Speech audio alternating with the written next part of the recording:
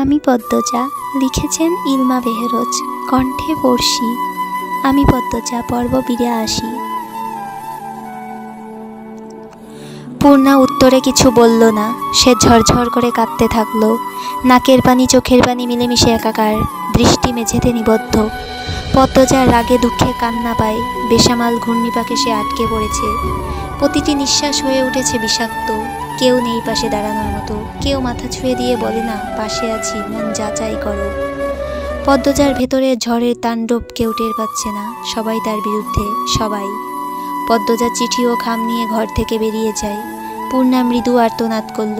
সে কিছুতেই চিঠির লেখাগুলো আর পদ্মজার মুখে উচ্চারিত শব্দগুলো বিশ্বাস করতে পারছে না। তার কাছে ভায়া নামক শব্দটির মানে আমির। তাৎক্ষণিক চোখের সামনে ভেসে ওঠে একটা হাসি খুশি মুখ।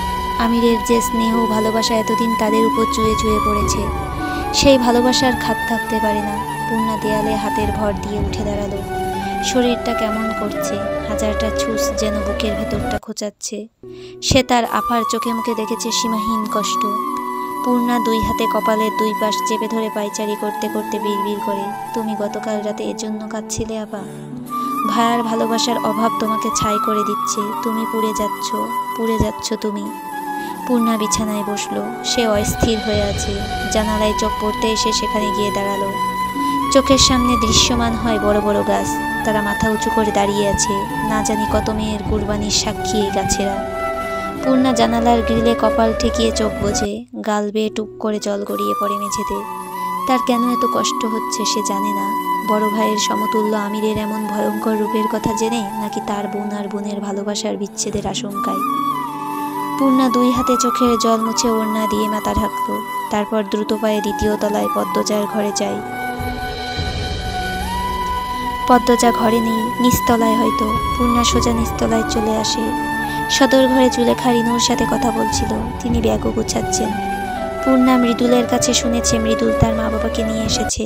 জুলেখা বানুর মুখের সাথে মৃদুলের মুখের মিল রয়েছে। পূর্ণা আন্দাজ করে নিল তিনি মৃদুলের মা। পূর্ণা নতজানু হয়ে এগিয়ে আসে। জুলেখার পা ছুঁয়ে সালাম করার জন্য ঝুঁকতেই জুলেখা পা সরিয়ে নিলেন। কর্কশ স্বরে বললেন, দূরে যাও। পূর্ণা মনে মনে আহত হয়, দূরে সরে দাঁড়ায়। চোখের কার্নিশে জল জমে। সে ঢোক গিলে কান্না আটকে কাপা কণ্ঠে বলল, আসসালামু আলাইকুম। জুলেখা বানু জবাব দিলেন না। তিনি কাউকে উদ্দেশ্য করে বললেন, কি গো, হয় নাই তোমার? সময় হইতাছে নাকি আইতাছে? গফুর মিয়া বেরিয়ে আসেন। পূর্ণা গফুর মিয়াকে দেখে বুঝতে পারল উনি মৃদুলের বাবা। লাল রঙের লম্বা দাড়ি, মাথায় সাদা টুপি, পরনে সাদা পাঞ্জাবি, চোখে মুখে নূর যেন ধুতি ছড়াচ্ছে। গফুর মিয়া পূর্ণাকে দেখে হাসলেন, বললেন, ভালো আছো মা? শরীরটা ভালো লাগছে? গফুর মিয়ার প্রশ্ন দুটো পূর্ণার শরীরকে চাঙ্গা করে তুলল। সে মৃদু হেসে বলল, ভালো আছি, আপনি ভালো আছেন? আছি, বুড়ো মানুষ। গফুর মিয়া কথা শেষ করতে পারলেন না। জুলেখা বানু বাজখাই কণ্ঠে বললেন, এখন তোমার গপ্প করার সময় নাই, ট্রেন সাইরা দিলে বুঝবা। পদ্মজা রান্নাঘর থেকে বেরিয়ে আসে। শাড়ির আঁচল দিয়ে মাথায় চুল ঢেকে জুলেখা বানুকে বলল, গতকালই তো আসলেন, আজই চলে যাবেন? জুলেখা বানু পদ্মজার দিকে ফিরেও তাকালেন না। তিনি রিনুকে ধমকের স্বরে বললেন, মৃদুল্লাহ কই গেছে? রিনু বলল, বাইরে গেছে, কলপারে।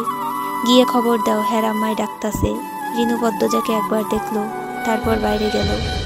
লতিফা সদর ঘর ঝাড়ু দিচ্ছে। সে আর চোখে জুলেখার ব্যবহার দেখছে। তার ইচ্ছে হচ্ছে মহিলাকে ভেজা কাপড়ের মতো মুচড়াতে। জুলেখার এমন ব্যবহারের কারণ পদ্মজা বুঝতে পারছে। তাও প্রশ্ন করল, মনে হচ্ছে আপনি খুব বিরক্ত হয়ে আছেন, আমরা কোনো ভুল করেছি? জুলেখা কটাক্ষ স্বরে বললেন, দেখো মা, তোমার সাথে আমি কথা কইতে চাইতাছি না, তুমিও কইও না। পদ্মজা পূর্ণার দিকে তাকালো। পূর্ণা অবাক চোখে তাকিয়ে আছে। তার চোখে জলের পুকুর সৃষ্টি হয়েছে, যে কোনো সময় গড়িয়ে পড়ে যেন ঘর ভাসিয়ে নিবে। লতিফা ঝাড়ু দেওয়ার ভান করে সব বালু জুলেখার ভেজা পায়ের উপর ছিটিয়ে দিল। জুলেখা বানু দুই লাফে দূরে সরে যায়। চোখ বড় বড় করে লতিফাকে বললেন, এই ছেড়ি, চোখে দেখো না কেমনে কামড়া বাড়াইছো? এখন আবার পাও ধুইতে হইব। লতিফা অপরাধীর মতো মাথা নিচু করে বলল, মাফ করবেন খালাম্মা। মৃদুল সদর ঘরে প্রবেশ করে আগে পূর্ণাকে দেখল। পূর্ণাকে দেখেই ঠোঁটের কোণে হাসি ফুটে ওঠে। সে পূর্ণাকে উদ্দেশ্য করে বলল, পূর্ণা, এখন কেমন লাগতাছে? পূর্ণা গুমট কণ্ঠে জবাব দিল, ভালো। মৃদুল বলল, লিখন ভাইয়ের খবর নিয়ে আইছি। পদ্মজার সঙ্গে সঙ্গে প্রশ্ন করল, কেমন আছেন উনি? জুলেখা তীক্ষ্ণ চোখে পদ্মজার দিকে তাকান। জুলেখার জানি দেখে পদ্মজা অস্বস্তিতে পড়ে যায়। মৃদুল বলল, জানি না ভাবি, খালি জানি লিখন ভাইরে ঢাকা হাসপাতালে নিয়ে গেছে।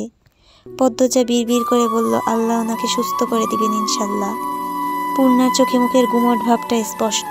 মৃদুল দেখতে পাচ্ছে কিন্তু তার কারণ বুঝতে পারছে না। জুলেখা বানু আদেশের স্বরে মৃদুলকে বললেন, তোর যে কাপড়ডি বাইর করছিলি ব্যাগে ঢুকাইছি, এখন এই জুতাডি খুললা তোর জুতাডি পায়ে লাগা। মৃদুলের কপালে ভাঁজ সৃষ্টি হয়। বলল, আমরা কই যাইতাছি? বাড়িত যাইতাছি। মৃদুলের মাথায় যেন বাস পড়ে। সে পূর্ণার দিকে তাকালো। পূর্ণা অন্যদিকে ফিরে আছে। মৃদুল অবাক হয়ে জুলেখাকে বলল, আমরা যেই কামে আইছি সেই কাম তো হয় নাই আম্মা। জুলেখা পূর্ণার উপর চোখ রেখে বলল, আমি এমন কালা শরীরে আমার স্যারার বউ কইরা ঘরে নিতে রাজি না। মৃদুল উঁচু স্বরে উচ্চারণ করলো, আম্মা। জুলেখা বানু চেঁচিয়ে বললেন, তুই কি দেখা এমন শরীরে পছন্দ করছস? তোর লগে এই শরীরে যাই? তোর আর এই শরীর গায়ের রং আসমান আর জমিন। জুলেখা বানুর চিৎকার শুনে খলিল আমিনা উপস্থিত হন। অপমানে লজ্জায় পূর্ণার চোখ ফেটে জল বেরিয়ে আসে। পূর্ণার চোখের জল পদ্মজা হজম করতে পারছে না। পদ্মজা বলল, আপনি গায়ের রঙকে মূল্য দিচ্ছেন কেন? ছেলে মেয়ে দুজন দুজনকে ভালোবাসে, ভালোবাসাকে মূল্য দিন। জুলেখা বানুর মেজাজ শুধু খারাপের দিকেই যাচ্ছে। তিনি বললেন, আমার ছাড়ার মতো সোনার টুকরা আছে এমন কয়লারে কোনোদিনও পছন্দ করব না। এই সেরি তাবিজ করছে, কালা জাদু করছে আমার স্যারার উপর।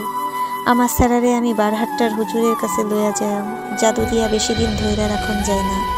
এইটা তুমি আর তোমার বইনে মনে রাখো। মৃদুল চিৎকার করে উঠল, আম্মা কি সব আবল তাবল কইতাছেন? আপনি পূর্ণারে কষ্ট দিতাছেন।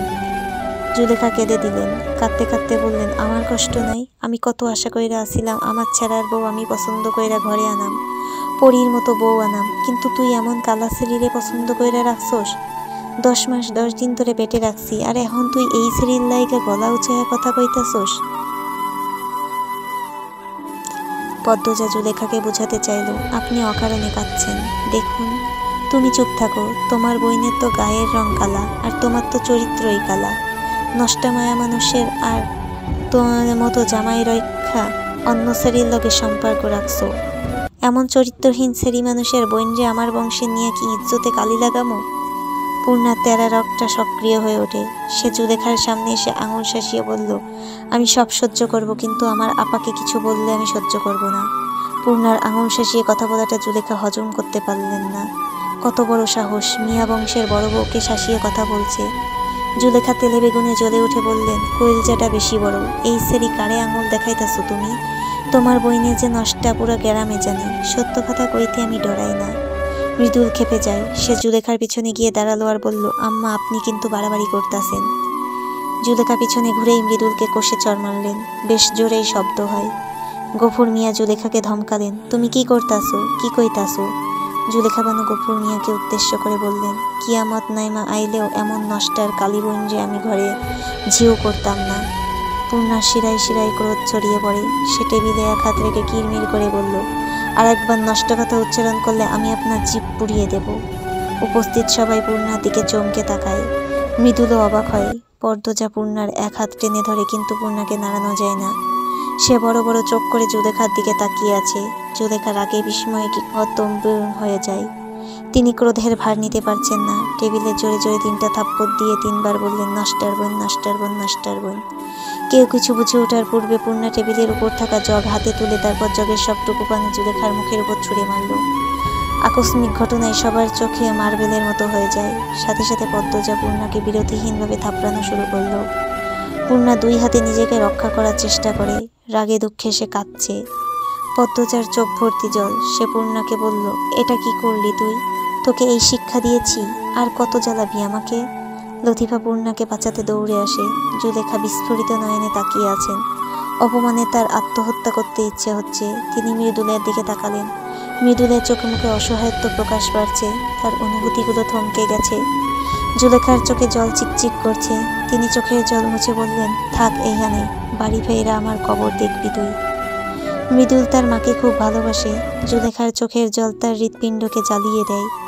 জুলেখা ব্যাগ হাতে নিয়ে বেরিয়ে যান। পিছন পিছন গফুর মিয়াও গেলেন। মৃদুল পূর্ণাকে উদ্দেশ্য করে বলল, ভালো করলে না। পূর্ণাকে লতিফা জড়িয়ে ধরে রেখেছে। সেই অবস্থায় পূর্ণা হুঙ্কার ছাড়ে, বেশ করেছি, আমার বোন আমার মা। আমার মাকে অপমান গালি দিলেছে, আমি ওনাকে ছেড়ে দিলে জাহান্নামেও আমার জায়গা হবে না। কাজটা ঠিক করো নাই পূর্ণা। মৃদুলের কণ্ঠে তেজের আঁচ পাওয়া গেল। মায়ের প্রতি মৃদুলের সমর্থন থেকে পূর্ণা রাগে বলে উঠল, এমন মায়ের ছেলেকে আমি বিয়ে করব না। মৃদুল তিরস্কার করে হেসে বলল, আমিও করব না। তুমি না আমার গায়ের রঙের সাথে মানাও, না ব্যবহারের দিক দিয়ে মানাও। জুতা মারি বিয়ারে। মৃদুল টেবিলে জোরে লাথি মেরে বেরিয়ে গেল। পদ্মজা দীর্ঘশ্বাস ছেড়ে চেয়ারে বসল। ছোট থেকে শত সমস্যার মুখোমুখি হতে সে ক্লান্ত, বড্ড ক্লান্ত। চলবে। উপন্যাসের পরবর্তী পর্বগুলো পেতে চাইলে সাবস্ক্রিপশন করে পাশে থাকুন। গল্পগুলো ভালো লাগলে লাইক, কমেন্ট এবং শেয়ার করে পাশে থাকবেন। ধন্যবাদ।